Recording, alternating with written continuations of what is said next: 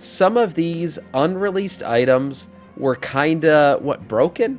These are unreleased items from World of Warcraft, maybe items that have been pulled out that had almost broken the game. Let's check out items that never made launch. Here it is, World of Warcraft from Wheel.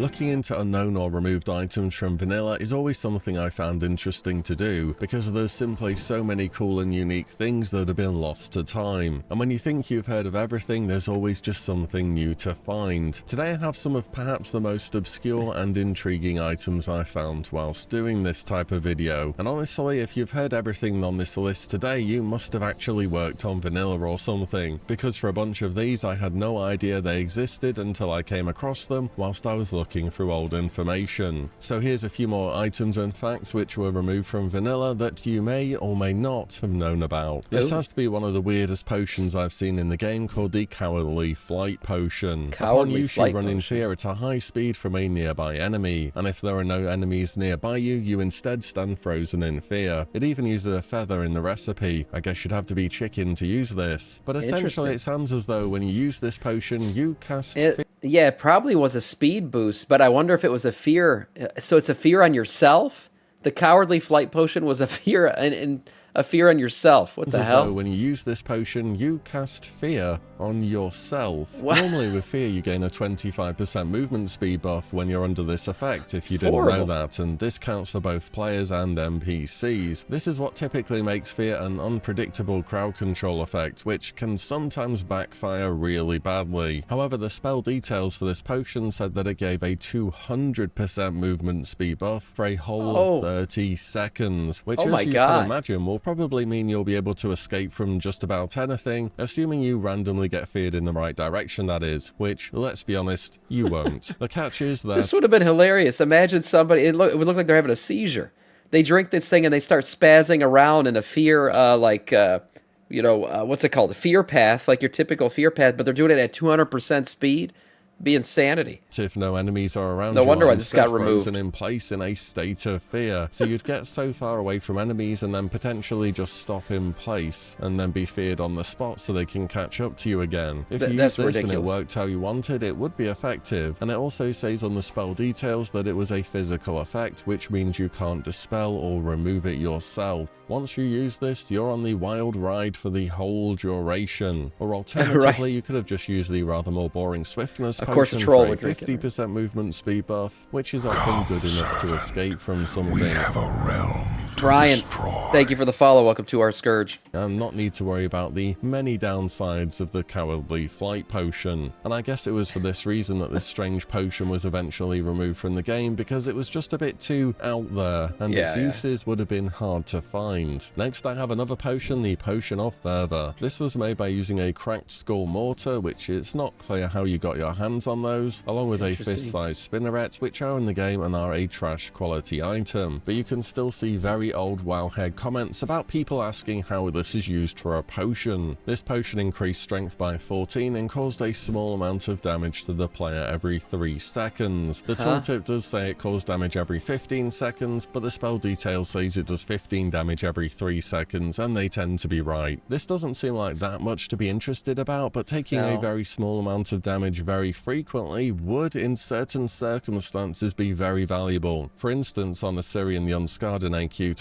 he stuns the main tank for 10 seconds and then swaps to the next highest threat target. But if the main tank takes any damage, the stun will break. So this potion would have been great for that on solo tank strategies. And that would have been a good way to break stuns. It's an intentional damage. It almost feels like you're going nuclear. You get the extra buff, but then you're taking damage until that buff runs off. Of course, I think it goes without saying, but this potion would have become a standard PvP tool used by all players. People already use things such as Skull of Impending. But the degenerates of WoW would have used it to remove stuns, always. That would have been the #1 way to use it, and it would have broken things. So yeah, I see why they removed this one. Doomed to break crowd control, but that thing can actually do a lot of damage, and it takes up your offhand slot. This is just a tiny bit of damage every 3 seconds, factions for a whole minute. Everyone would have a hard counter to mages being able to spam polymorph and reset a fight forever, or rogues with their whole spam of CC such as Sap, Gouge and Blind. The only weakness of this potion is that its effect would have been dispellable. Then again, some other effects such as the free action potion, restorative potion and so on are already magic dispellable, and they're still used all of the time. One final potion for you here, the Elixir of Tongues. When consumed, this would allow you to understand the common speech of the opposite faction for 1 hour, or in other words, Horde and Alliance would be able to talk. What the hell? What? I thought this is in the game. What is he talking about removed? Isn't the Elixir of Tongues in WoW? I thought this was a thing. Am I tripping? With one another. This was made through some pretty common items you'd find through herbalism, and would have been really a complete game changer for how the whole faction dynamic between Horde and Alliance would work. Imagine how this would have affected faction collusion. I had no idea. Either that or a long ass time ago. Are you guys sure? I used to drink that and mess up the age of Valdrakken. For events such as the open... Maybe it got removed because the faction part of it maybe got removed. I thought the Elixir of Tongues still exists. The Elixir of Tongues. Elixir of Tongues is an item in the game that allows players to understand the languages of the opposite faction. It can be purchased from a vendor in Dalaran. Maybe they look. I'm gonna let the video play. Maybe there's something else about it. It still exists. Opening a big queue, or popping a tongues real fast to offer some choice words to the gnome or undead rogue that's been ganking you for the past hour, because it's always one of those two, isn't it? The text on it, however, suggests that it was added at a very early stage before racial languages actually existed within the game, and the effect of this potion doesn't seem to do anything. And to be honest, I'm glad this didn't make it to live. The language barrier just feels like a natural part of what separates the two factions in the game. It would be weird being able to have a conversation with somebody and then you can't group with them or do a dungeon or anything. There were a few mounts planned for Vanilla 2 which didn't make it to live. One of them was the Naxxramas Death Charger's Reigns. As the name suggests, you'd have to assume this mount would drop from Nax, perhaps from the Full Horseman. They seem as though a pretty likely candidate. Then again, they already dropped the highly sought after Corrupted Ashbringer. Did they really need two big items on their drop table? Yeah. Appearance wise, the Naxxramas Death Charge. With this and if they had added the mount too, this probably would have been the most farmed bosses in the game ever. It looks identical to Rivender's Death Charger, which is perhaps one of the rarest items in all of Vanilla, with a rumored drop rate of 1 in 5,000. And maybe this is why this mount wasn't pushed to live. Blizzard wanted the Rivender mount to really stand out in the crowd, and it definitely does. Well, assuming you're Alliance anyway. Next up, did you know that the Black Kiraji Resonating Crystal wasn't the only legendary quality mount in Vanilla? There was actually a second, which was named the Fabled Steed. In a time before flying mounts, this would have been something truly unimaginable, but it would allow you to summon a chromatic drake to ride around on. It appears as though it was put in the game files more for fun than being a serious consideration to be added into the game. A flying mount before flying mounts, that would have been insanity. There's no way this was ever intended to actually become part of the game. The mount says "you wish" on it. Appearance-wise, it's identical to Warchief Ren Blackhand's mount Gith, which I'm sure you've seen plenty of in UBRS over the years. And interestingly, it also shows a model with Experiment 12B, which is a very rare drop from Ultraxion in Dragon Soul. Next up, we're heading to the Blasted Lands. You know those quests when they want you to farm loads of animal parts from animals who half the time do not have said parts on them? The ones that give consumes for raids such as roids and so on. Well, at one point Blizzard were considering adding a permanent version of these consumables into the game. However, instead during live you need to fork out a bunch of gold on the auction house for the materials and then the first ever gold sink. They were trying to create a gold sink in the game and decided not to do it. That would have been interesting. Back then, man, gold was like impossible to come by. You're talking about late vanilla, early BC, before really people started grinding dailies. Man, gold was like, it was a freaking treasure. It was literal gold. You couldn't freaking come by it. You had to beg people. Remember the beggars? Man, you'd walk through Ironforge, everyone begging for gold all over the place, whispering. So, I mean, something of a gold sink in that early part of the game would have been insane. Reels, and then head over to the blasted lands every week to pick them up. Imagine how much people would have paid for a permanent version of a really good consumable that also had no cooldown. A lot of gold, surely. But for whatever reason, Blizzard decided it would be better if you went back and needed to buy some more each time you wanted these consumables. And maybe with the emphasis on getting people out in the world in vanilla, this wasn't such a bad idea, despite the obvious loss in convenience. Hey, I can't imagine a lot. Like what it would have done would created it would have created a gold grind to be able to enter rating. It would have created a gold barrier into rating. And by the way, no WoW tokens back then, so you would have had to grind this shit out. I mean, I had none. I remember when I hit level 40, I was like, oh, I could finally buy my mount. Guess what? I didn't have gold. I didn't have enough. I didn't have fucking 100 gold, so I had to grind that out to be able to get my damn mount too. So this would have been crazy. Well, the epic was 100. I forgot what the rank was. It at 40 gold or something, or 60 gold for the non-epic version of it? I forgot the exact price, but you had to train for that, and then you had to buy the mount itself. 40, yeah. So I had to run Scarlet Monastery a bunch of times and sell the items. I still remember that. That was tough. 20 for the normal one. Oh man, no gold at all.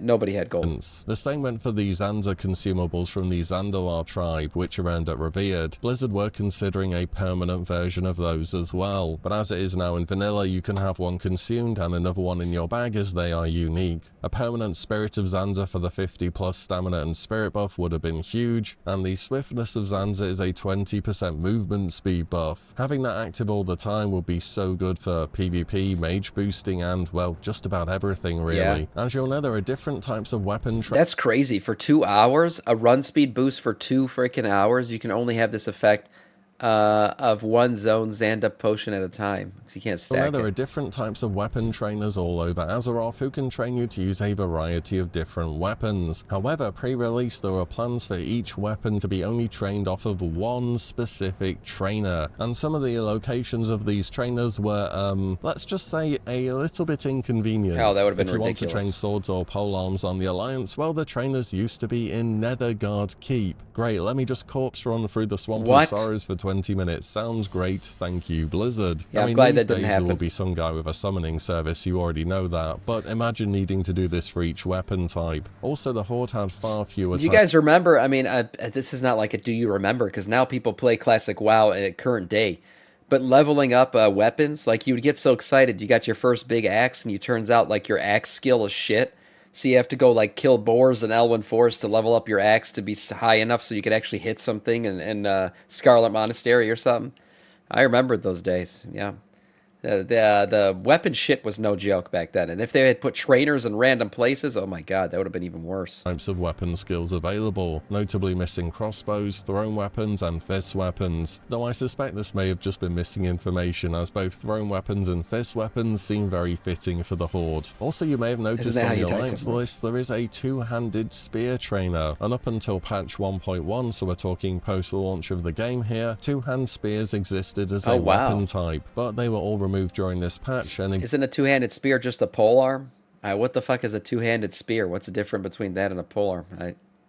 Existing two-hand spears were changed into polearms instead. Yeah. And you know what? Druids, hunters, and warriors could use two-handed spears. Druids, of course, cannot use polearms in vanilla, which is so easy to forget because you just assume they can because they've been able to do so for so long. So I'm going to go ahead and say that Druids are the only class to have lost a weapon type in vanilla, and possibly in World of Warcraft's history as well. Really, it seems to me that if they could use spears, that they should have been able to wield polearms as well. But it wouldn't be until Wrath of the Lich King when Blizzard finally added this weapon type back for the Druid. The story of the Ashbringer is a legendary one in World of Warcraft, but a story that's only ever showed small parts of itself within the game. At one point during the World of Warcraft beta, there was a quest named The Legacy of the Ashbringer, where some refreshing spring water and cheese were needed to complete the quest, with the quest reward being Ashbringer Test 002. I guess this quest had you give some food to an injured person, and then they handed over their version of the Ashbringer for you to do something with it because they were unable to complete the mission themselves. This quest is also categorized as happening in Stratholme, and you may also know that the portal right at the end of Strat, just near where you fight Baron Rivendare, at one point used to be the entrance portal to Naxxramas, similar to how the entrance to Molten Core is deep within Blackrock Depths and so on, but Blizzard would change this later and make achievements so you could get into the instances more easily. This shows to me that there are intentions in vanilla for the Ashbringer to be more than just corrupted in Naxxramas, but for whatever reason, maybe Blizzard weren't able to complete this questline in time, or maybe it just wasn't good enough for them. The Ashbringer sounds like it would have been a cool-ass questline,